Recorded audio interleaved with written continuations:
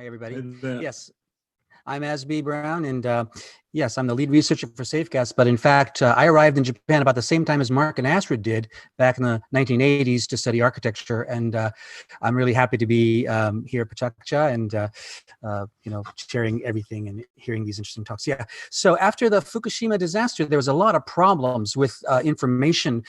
It was kind of a clusterfuck. I mean, no one could trust the government, what they were saying. People didn't know.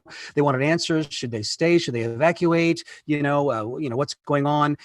And we thought at Safecast that we could, maybe help people find answers and contribute to that themselves, to do it through open systems. We developed a series of Geiger counters, detectors that have GPS and open data logging. And this was a Big IG Nano that people can buy online as a kit. There's thousands of them out there. And the goal was to make a trustworthy open system for gathering information and let everybody who wanted to participate in and contribute to.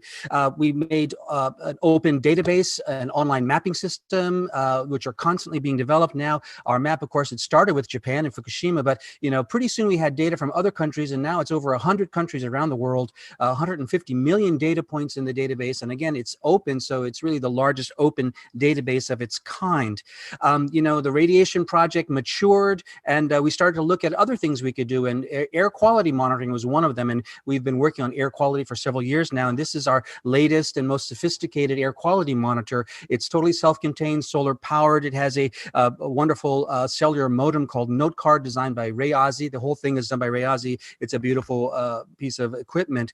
But the equipment and the hardware and the software and the maps are all cool. There's a lot of design in there, but it's about people. We're really community centered. Everything we do is aimed at getting answers to people who need them and helping them find the answers themselves. And that is actually a big challenge, but we've become pretty good at gathering people together and making networks that can collaborate.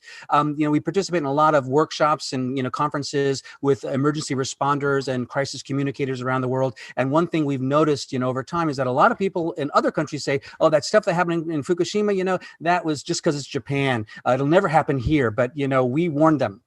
It can happen here. And we saw what was unfolding with the response, both official and social, to COVID-19. And we said, my God, this is deja vu. It's the same clusterfuck happening over again. And we saw this particularly in Japan with the response to the Diamond Princess cruise ship. No transparency. Where's the information? How are they tracing people, et cetera? I worked on the film Contagion, and it's really at the top of the charts now again. And I think anyone who looks at it realizes that it's very accurate. There's very superb technical advisors on that. And one thing I learned was that you need to trace contacts. And when this stuff was happening with the ship and everything, I was saying, well, who's tracing contacts? Why aren't they prioritizing that and focusing that on their information? Because they weren't. So we started to write about the comparisons between the response to Fukushima and COVID-19. And this is an article at the Bulletin of the Atomic Scientists, because there were so many lessons that should have been learned from Fukushima and the problems with communication and official response that weren't. And then as we started to our own responses, we sort of first networked with other organizations and sort of making a team of teams. And one thing we contributed to is a online answer bot done by the Federation of American Scientists. And again, our focus was purely, how to make the information understandable. Another thing was the GovLab at NYU started an instructional modules for collective crisis intelligence. In other words, people could watch these modules and then help get them up and running for their own responses. And we contributed 2 modules to that, one for second and third order consequences, like what happens to society and people's stress and their mental health, et cetera. So like a lot of people in Japan, we're watching the response and wondering what's happening with the testing. There weren't a lot of cases. And at one point, Governor Koike of Tokyo put out these sort of half-hearted, advisories, please, social distance and close some shops. But the weekend where people are supposed to be sheltering, they were all out at cherry blossom viewing parties. And we had a lot of alarm about that. And this issue about testing, of course, is looming very large in Japan as elsewhere. So we spent about a week, and in a week, we put up a map using the Ushahidi platform for people could record their experiences seeking testing. So it's like, was it available? Were they trying to find testing? Was it refused?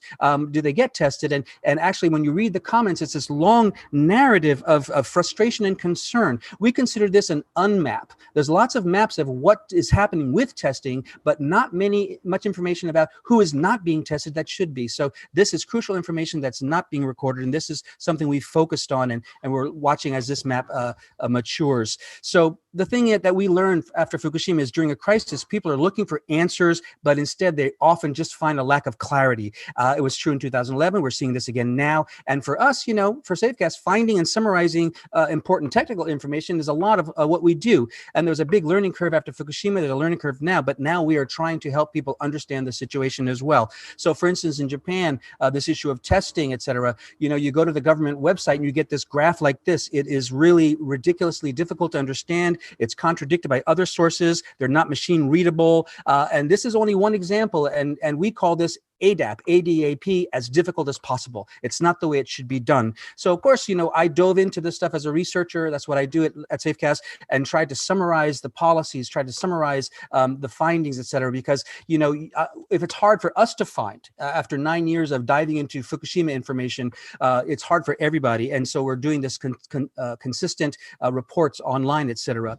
And as we pointed out for years, everything hinges on trust. And it's especially true during crises like this, when government needs to persuade people to take inconvenient and consequential protective measures that they may not want to do. And we think, trust is not a renewable resource. If, like happened in 2011 in Japan, the government and everybody loses it at the beginning, they'll never get it back. And it all depends on transparency. So we encourage everybody to look at our site. Here's safecast.org, and we have the COVID-19 site as well. Of course, this presentation will be online later. You can go back, refer to it, get the URLs, look at what we're doing, contribute if you can, and participate. We want to hear your stories, what's happening to you in your area. Thank you very much.